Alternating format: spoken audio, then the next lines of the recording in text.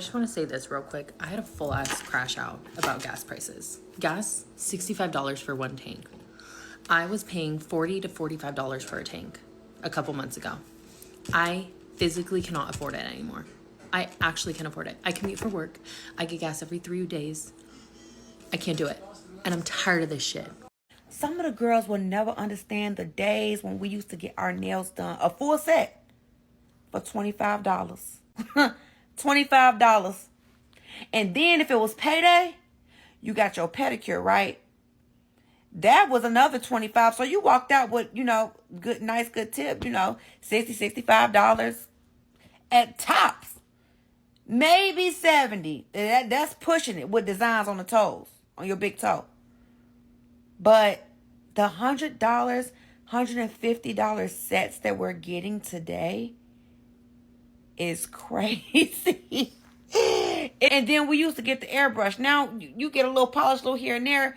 It's $85. That's before tip. This is crazy. Inflation. This is not an exaggeration. Every $500 that I make, I spend $2,000. Like every large sum of money that I make, I spend double that, if not even more. And it's not because I want to be. It's because everything just is like, it's just bill, bill, bill, bill, bill. Everything's more expensive, but the quality of everything's going, fucking take it back. When will this end? How are y'all affording stuff right now? I feel like we're not talking enough about this. Everything is so freaking expensive, and I don't know what the heck. I know I'm not the only one going through this. I mean, from groceries, clothes, everything is so expensive right now, and it's literally by the grace of God that me and my family are surviving. I can't imagine what it's like for somebody who doesn't make the type of money that I make, and I don't even make a lot of money. But like, this is really a struggle. How are we surviving? Bro, if I knew how bad the economy was going to be up to date, I wouldn't have been riding no bikes, playing no video games. I would have bought a house when I was 10. They did a study based on today's economy. Like, what should minimum wage be based on today's economy to make sure an American is comfortable living the day-to-day life, like with the prices, how the prices is up to date. Bro, do you know how much they say you need to make an hour to be comfortable around this motherfucker? $66 fucking an hour. $66 an hour, bro. Who the fuck making that? That ain't even the kicker. You make $66 an hour. You work 40 hours a week. At the end of the month, guess how much you gonna have in whole? 10 bands. Oh no, but don't think you taking the whole 10 bands. You forgot about Uncle Sam. You're going home with 6,500. Maybe a 7-ball if you lucky. Okay, so eliminate all the bills and life expenses from that 6,500. You left, even motherfuckers who making $66 an hour after paying all their bills and life expenses at the end of the month, they only gonna be able to save a band or two a month. So regular motherfuckers like me and you was just cooked. We po. We just, at this point, we just on the internet seeing who can be po better. Who can be best at being po. I promise this is not to be offensive, but have y'all noticed that we have normalized poverty? There was a guy on TikTok talking about how he doesn't like the fact that he's 50 years old and he has to have a roommate because things are so expensive. And the tone deaf comments of people saying things such as, oh, well, you have to live below your means, or, oh, you need to just go ahead and get an RV. Not realizing that the RVs and the tiny homes, the trailers, which were the solutions to the problems, are now also unaffordable. Just a few years ago, tiny homes started to become popular and they were priced at about $30,000, $40,000. Currently, tiny homes start at double that amount right now. All I'm trying to say is there's a bigger problem at hand, and telling people that they need to just completely deprive themselves of basic necessities such as a home. Y'all don't think that's weird? I don't know. Are we ever going to get out of this high-ass economy? I mean, I am no expert by any means, much at all. But I really don't think it should cost $9 for a pound of ground beef. I can't go to the grocery store without spending half my check. I mean, look, I have 2 kids. Trust me, I know it costs money to have them. But when we go there and it's $4 for a 2-liter soda, or $25 for 2 sirloin steak, I mean, is it ever going to get better? Like, is the economy getting better? I have no clue. I'm asking the experts here because my parents would have never made it in this economy. We struggled every week. I mean, so am I, but they made a lot less money.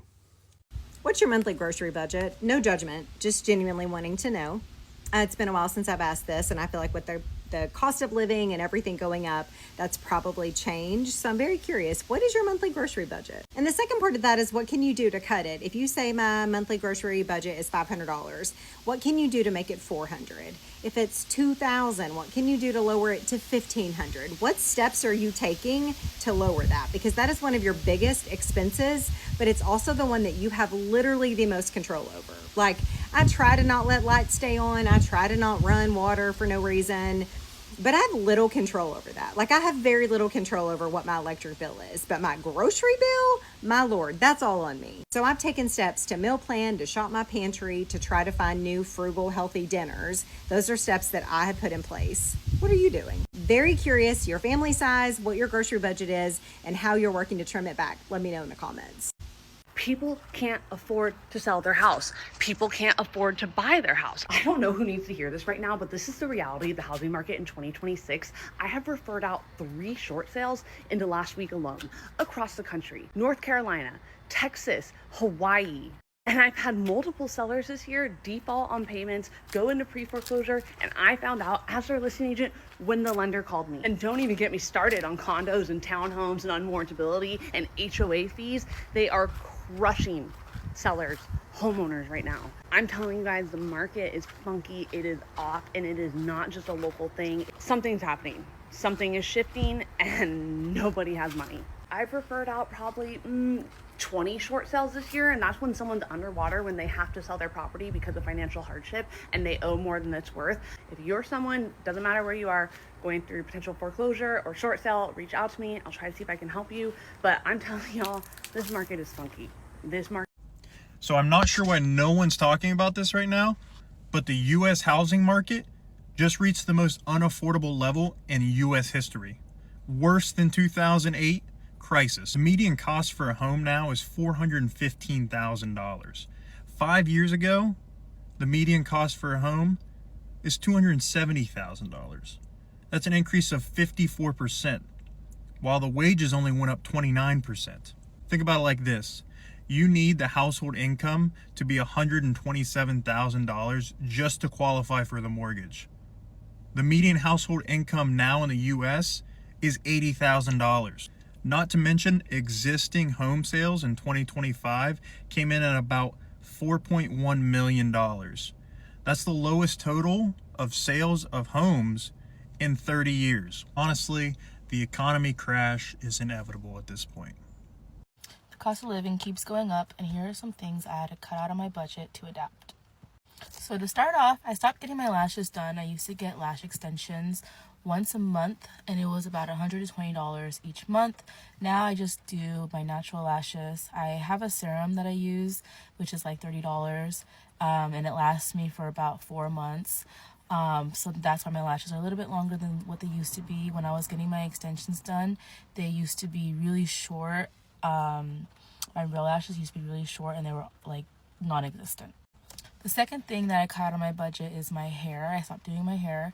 As you can see, you can kind of see a little bit of a line for where my natural hair is versus where all the dyed hair is. I was blonde for a couple of years, so on the bottom you can really see the bleach of my hair. And that was really expensive. I used to spend like $200-300 every 3 weeks to maintain the blonde. After the blonde, I went brunette, which you can kind of see in the middle of my hair.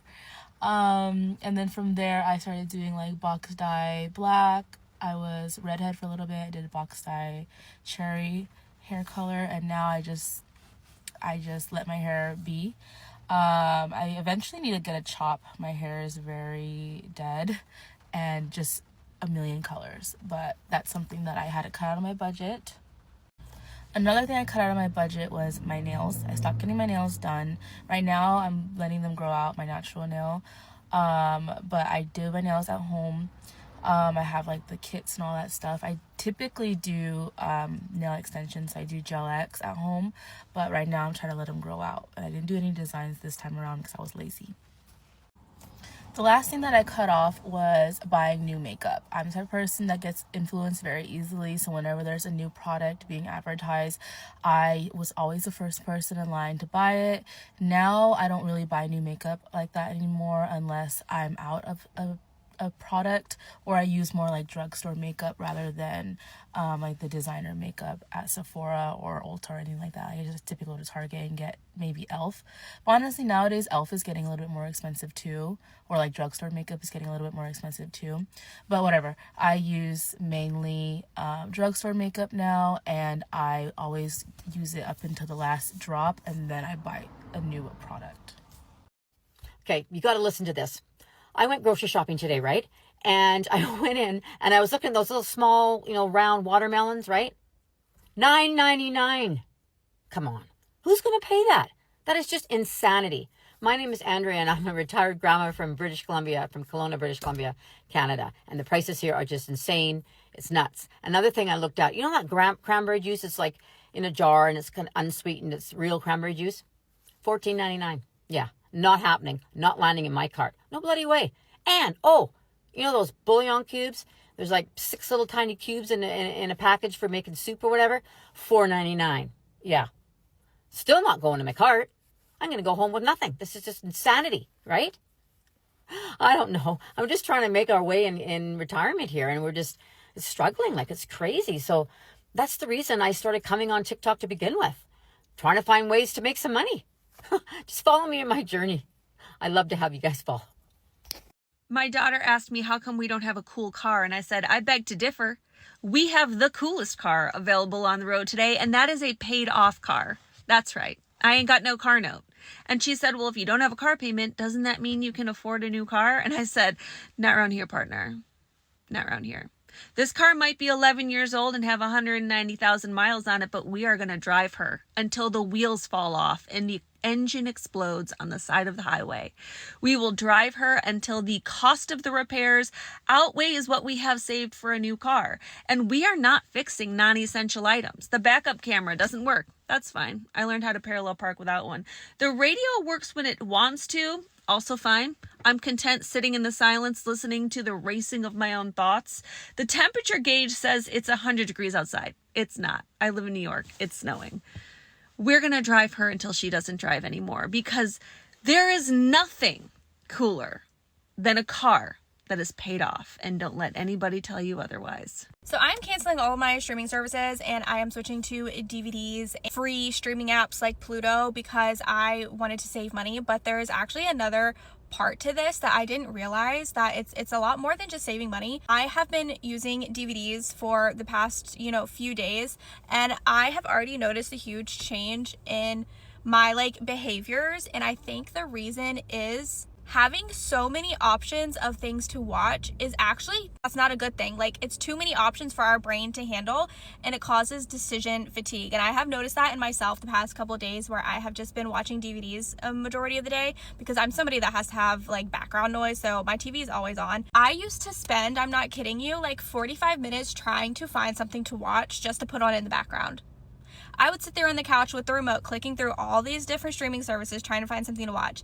Now I'm not doing that, because I am just, watching my DVDs. So I have a lot less decision fatigue in my brain going on about having to decide what to watch. So having all of these options, you would think, is a good thing, and which was one of the reasons why I struggled with canceling streaming services beforehand, is because there were so many options of things to watch. So I thought it was worth it. But actually having so many options is not the best thing for our brains to comprehend. So I actually feel like my life is more peaceful now that I am just popping in a DVD and leaving it at that. I'm not sitting there for 45 minutes trying to find something to watch. I'm liking this switch. It saves me money, and it's saving me brain power. I want to talk about the hair industry. It's because we can't afford to go anymore. Or at least not in the way that we used to go. For me, I used to get a cut, color, a dimensional. That would be about $300 with a 20% tip. And yeah, I believe that people should be paid for their time and their skills and everything like that, but I can't afford to do that every single time I go visit the hairstylist.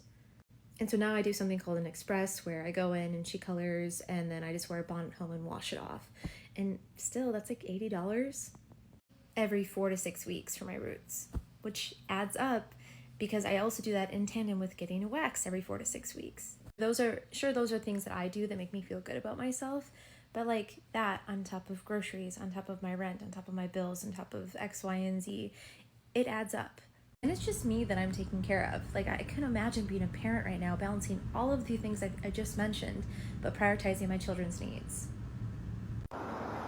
I just came out of the shop here on Hollywood Boulevard, and the man said he's very tired. I said, why are you so tired? He said, because I'm working 24/7. He says, we can't afford to hire any employees to work in our store, so I'm working all the time.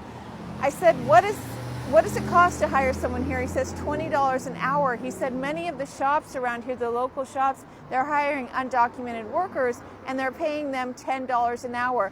A California employee, $20 an hour, but an undocumented employee, $10 an hour. This is what's going on in California.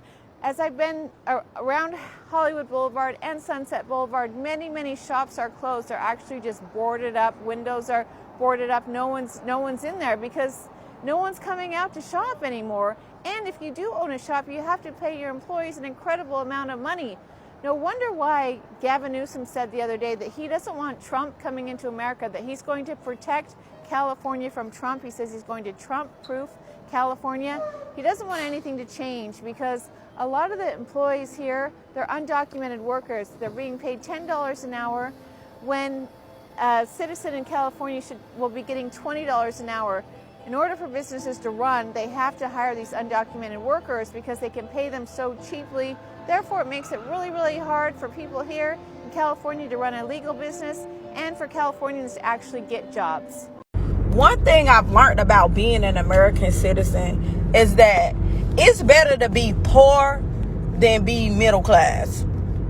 Because being middle class is the hardest fucking shit. You literally can't get no fucking help from the government if you are middle class.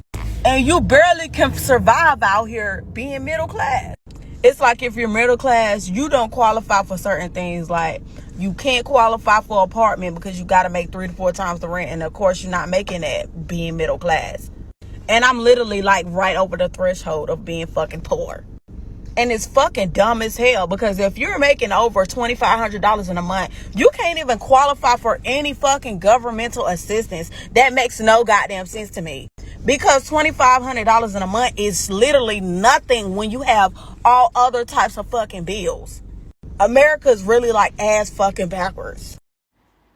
And this is where the story becomes much bigger than prices.